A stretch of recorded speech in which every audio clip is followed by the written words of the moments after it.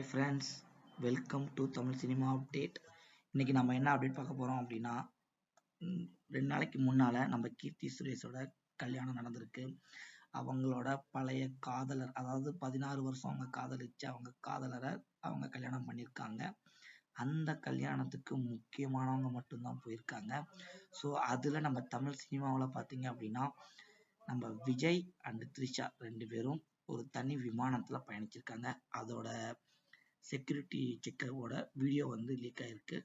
So Tamil, Telugu, Malayalam, Hindi மொழியில் நடித்தோட நம்ம கீர்த்தி சுரேஷ் அவங்க பழைய காதலர்களான ஆண்டனி தட்டில் அவங்க 2 பேரோட கல்யாணம் கோவாவில் நடைபெற்றுச்சு. அந்த திருமணத்தில் நெருங்கிய உறவினர் மட்டும் தான் கலந்துக்கிட்டாங்க. ஸோ அதில் தமிழ் சினிமாவில் நம்ம த்ரிஷாவும் விஜயும் மட்டும் அவங்களோட பாடி கார்ட்ஸ் ஒரு 4 பேர் ப்ளஸ் மொத்தம் 6 பேர். இவங்க 6 பேர் மட்டும் காலை விமான நிலையத்தில் 6:45க்கு தனி விமானத்தில் போயிருக்காங்க.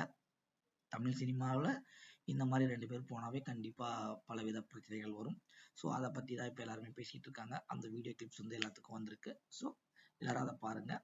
இதுதான் இன்னைக்கான நியூஸ் அப்டேட். தேங்க்யூ.